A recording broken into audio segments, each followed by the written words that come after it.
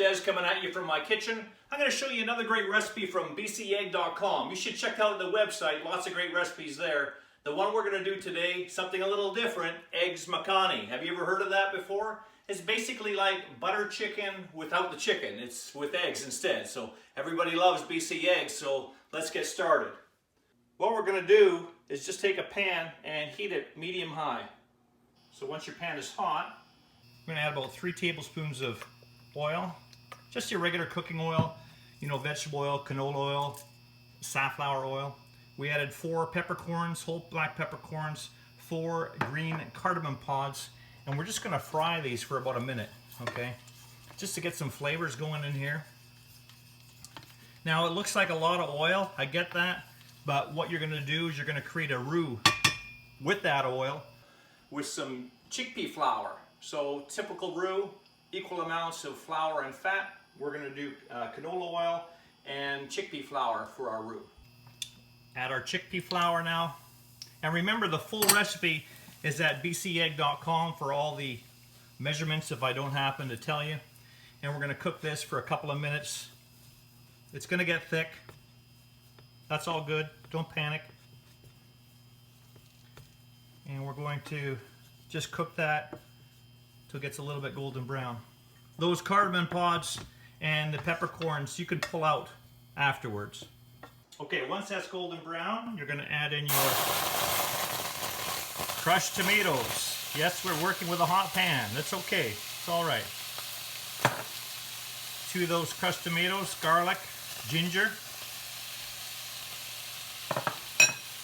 sugar, spices,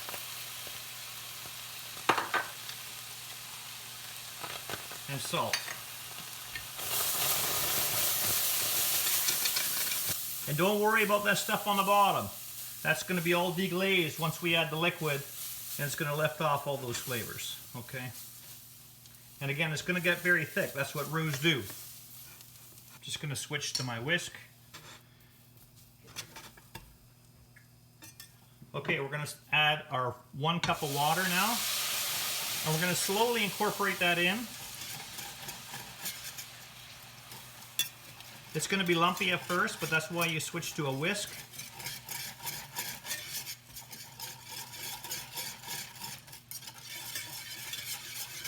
Once it's all in, make sure you're incorporating it all. And we're just going to cook that for about a minute, just until it's all incorporated. Take your time. So we're at about a medium heat now.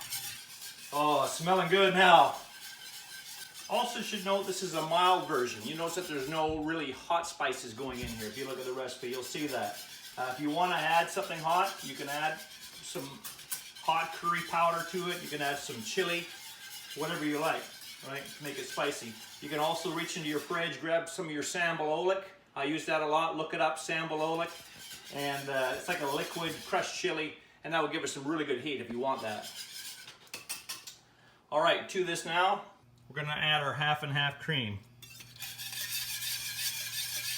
That's really going to change it now. Beautiful. Look at that.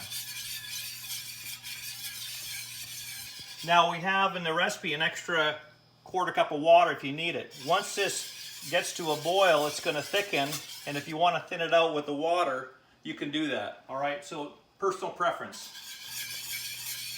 I like it thick, so I'm not going to add the extra water at this point. Turn down the heat a little bit, since we're at the boiling now. And we're basically done. Really quick, really simple. Crank off the heat. What you do now is you take your nice BC fresh eggs and hard-boiled, 4 of them. We've cut them in half.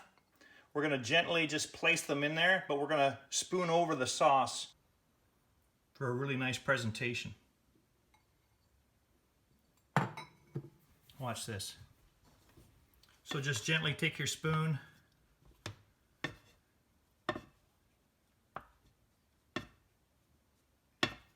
and just get that sauce over the eggs a little bit. You can have some of the eggs showing if you want, it's up to you.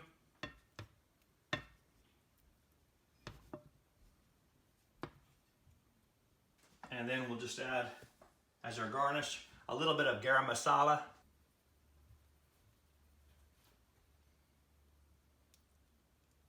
A little bit extra flavor. And some cilantro. Oh, look at it pop now. Wow. What a great dish. And